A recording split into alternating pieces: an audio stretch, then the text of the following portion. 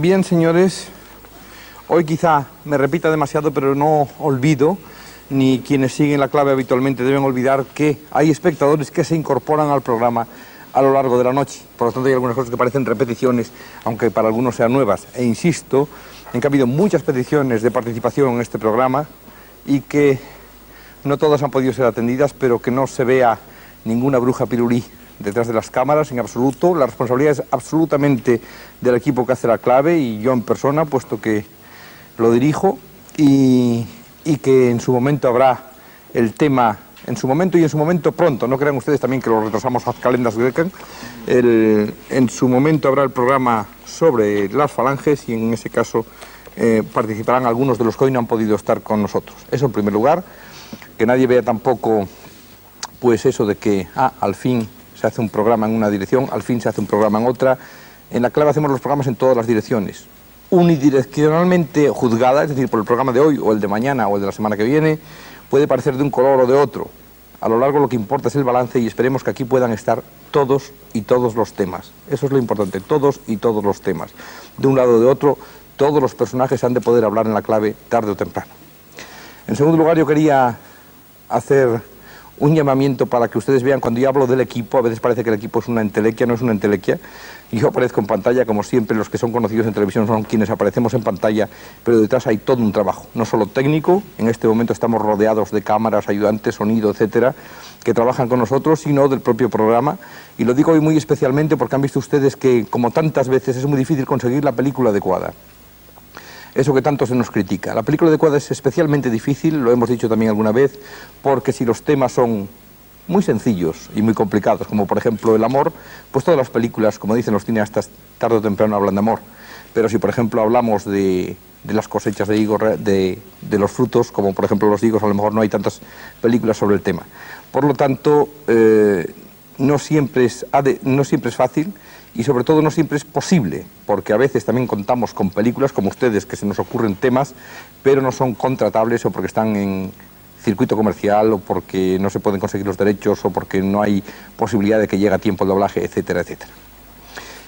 Hoy, por ejemplo, habían hecho un gran esfuerzo a lo largo de las 2 últimas semanas quienes se encargan del cine en La Clave, concretamente Carlos Pumares, a quien ustedes han podido ver en pantalla, y que realmente se ha preocupado del montaje, de la entrevista, de conseguir pues rescatar esos minutos de José Antonio, mejores, peores, regulares, lo que a ustedes les parezca, son ustedes los que tienen que interpretar, pero los únicos, sencillamente. Y por último, la presentación del esperado, yo diría casi que del deseado, don Ramón Serrano Suñer. Don Ramón Serrano Suñer, se lo había anunciado antes, no lo habíamos anunciado en la semana anterior, precisamente porque es muy difícil de conseguir su presencia. En principio, sencillamente no ha estado nunca en televisión, nunca en televisión. Es su primera aparición en televisión. Nosotros nos congratulamos de que sea con La Clave. La Clave lo había intentado varias veces en temas que más o menos podían irle, podían corresponderle. Es la primera vez que aparece, hoy está con nosotros, hoy ha querido estar con nosotros, eso es lo importante. Y lo segundo, yo le preguntaría a don Ramón precisamente esto. En primer lugar, ¿por qué no había aparecido nunca en televisión? Y por qué, sobre todo, usted que es, no cabe la menor duda, todos van a estar de acuerdo, espectadores y participantes a favor o en contra, todos van a estar de acuerdo. Usted es historia de España, historia importante de España. ¿Por qué no había estado antes en televisión? ¿Por qué ese largo silencio? Tal vez por una rareza de mi coeficiente de sensibilidad personal. Yo no me consideraba en condiciones para comparecer aquí, pues pensaba que la televisión, desde luego, mundo distinto del mío, posterior a mi mundo, pensaba que hay un mínimo de histrionismo viniendo aquí como actor a repetir unas cosas que ya se han dicho con vista a un público. Yo pensaba que la televisión era una cosa para gente joven, no solamente por razones de presencia física, que esto sería un poco tonto, sino por la declinación de facultades que el tiempo implacable produce sobre uno, y por una cierta pereza. Y lo del largo silencio, aparte de en televisión, usted, don Ramón, en estos años ha hablado, ha escrito poco, ha escrito frecuentemente, pero todo el mundo piensa, yo creo que ahí coincido, soy intérprete, no ha contado usted no ya todo lo que sabe, sino mucho de lo que sabe. ¿Por qué ese silencio?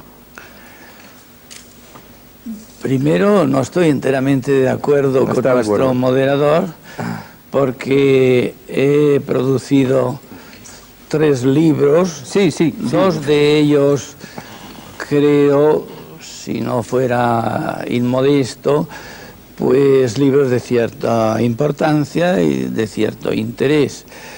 Lo que no he escrito en realidad todavía son mis memorias, porque el penúltimo libro que publiqué, que se titula Entre el silencio y la propaganda, la historia cómo fue, es eso, un testimonio mío de un periodo histórico importante, de una grave crisis de mi patria.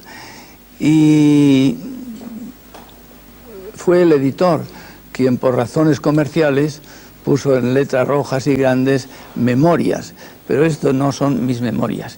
Yo creo que precisamente el interés que tuvieron mis libros, primero recién terminada la guerra europea, cuando todos los supergermanófilos que había en el país se rebotaron y negaron su condición, que yo naturalmente no cometí la estupidez de negar nunca, quedaron un poco extrañados de que en un mundo en que no había más que propaganda, manifestaciones escritas de propaganda, se publicara aquel libro, que me costó un poco poderlo sacar, que era un libro ya bastante independiente con respecto a las posiciones oficiales tópicas. Después me dediqué a escribir lo que pude, publiqué bastantes artículos en prensa, adquirí una cierta maestría en el arte de escribir entre líneas, de tal manera que cuando más tarde llegó la posibilidad de hacerlo de otra manera, pues yo de un modo directo ya casi no sabía hacerlo porque estaba deformado por aquel entrenamiento. Entonces, empujado por la benevolencia del maestro queridísimo Azorín, publiqué un libro que él se empeñó en llamar Ensayos, que en realidad Ensayos al viento, que yo quería haber titulado solo Artículos perdidos, pero pensé que acatar la decisión del maestro era un deber. Luego he publicado ese, ahora hace unos meses acabo de publicar otro, de manera que mi silencio no existe. Sí. Tal. Usted lo ha corregido, y muy bien corregido. Lo que ocurre es que todo el mundo piensa que hay eso, quizás sea eso del leer entre líneas de que usted hablaba, o del escribir entre líneas que usted hablaba. Todo el mundo piensa que usted siempre podrá hacer unas confesiones no entre líneas. Este será su Pero además, sin duda, porque lo que he publicado no son mis memorias, aunque claro, en este penúltimo libro hay tantas manifestaciones en relación conmigo, porque me refiero a un periodo histórico que he vivido como testigo muy próximamente y modestamente en alguna ocasión como protagonista. Pero repito que mis memorias no son, y evidentemente hay muchas cosas que no eran indispensables en un libro de esta finalidad y de este propósito, que están sin contar. Y esta noche, precisamente, en esta visita improvisada, repentizada a la televisión, yo me he enterado esta mañana de quienes tomaban parte en este coloquio.